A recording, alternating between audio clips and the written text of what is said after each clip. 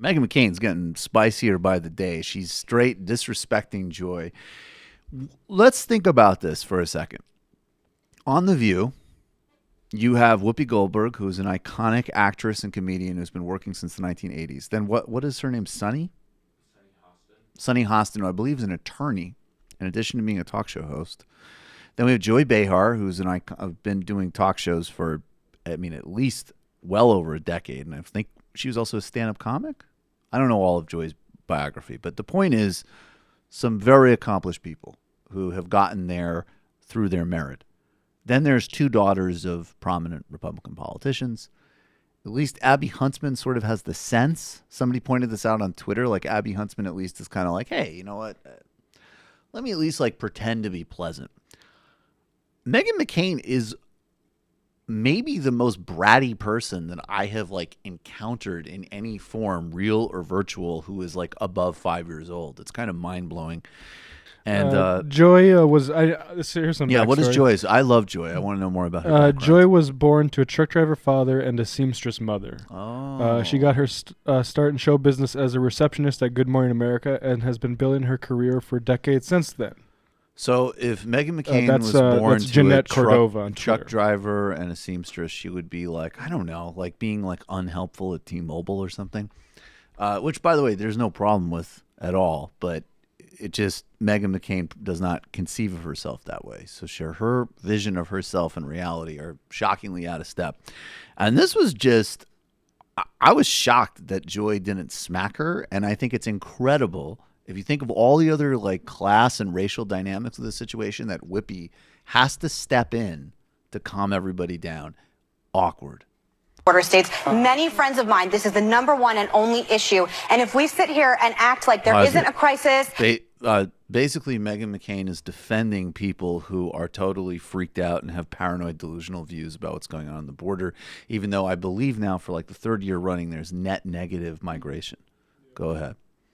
Border states. Many friends of mine, this is the number one and only issue. And if we sit here and act like there isn't a crisis, that it's crazy people living in border states that think that there's a crisis, but like I just said, this guy who's coming in wants to help those countries. That's the way to solve the problem. Keep them there happy or whatever. Solvent, give them a house, give them food, help them, help their children. Give a Nicaraguan stop the house. crime rates. Well, we've had a bunch of liberal guests who do not want to send in aid at all. To you. Let me just finish. Yeah, but part of your job is to listen to me. Okay, so here's the deal. Here's what's not going to happen today. We're not going to do this. Everybody gets a conversation piece. Everybody gets to say their piece. And we don't need to comment if we don't like what we're hearing. Just let folks talk. Jesus Christ. Who is? I had no idea that Michael Ian Black was so worried about immigration.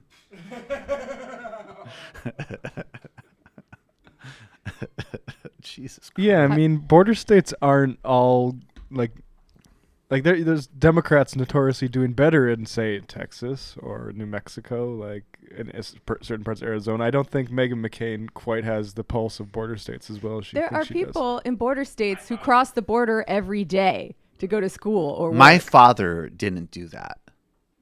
He didn't cross borders. Was he actually from even Arizona? No, I don't remember where he's from. How would you feel if I busted that one out next time you interrupt me, Michael? It's your job to listen to me. That actually would be pretty funny. Actually, I wonder if I can isolate that as a drop. I think that drop could be used to make fun of every single person in this staff except for Brendan. Could certainly work for any of the rest of us, even you at times, Matt, which is shocking. But of course, to listen to me. That's mostly Sam. Yeah, but part of your job is to listen to me. That's mostly Sam. That's Sam. Your job is to listen to me, and it's actually true. But what's so interesting, like the only like thing about this, besides her just being a terrible person, is that all of her defense, like Joy is actually just articulating a super moderate, obvious position, which is like you will have less migration period if you have better conditions in other places, which is just like a truism. But like You notice how like all of her Meghan McCain's like upset is always about like the emotional expression of a small group of elite people that she knows. Like, well, I know people in border states who feel this way.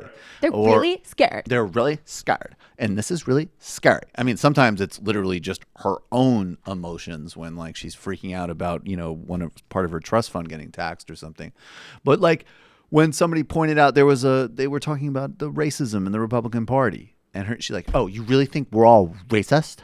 Like it's all like she is the elite version of that aggrievement politics that Sam's always talking about, like in a nutshell, and perfectly positioned too, because instead of waking up and being like, "Wow, like I have totally middling talent and capacity, and I sit on The View every day and make millions of dollars, and I sit next to people who had to work their asses off, and I just got grandfathered into Columbia fathered into Columbia and fathered into show business, and like maybe I should just," I think that is a difference. Maybe it's just because Abby Huntsman is a Mormon and they're more kind of friendly, but there does seem to be like, and I've seen Abby Huntsman call for like cutting Social Security, like she's terrible, but there does seem to be like this tiny glimmer of recognition that like, you know, I've had a pretty nice deal, so let me be like slightly less unpleasant.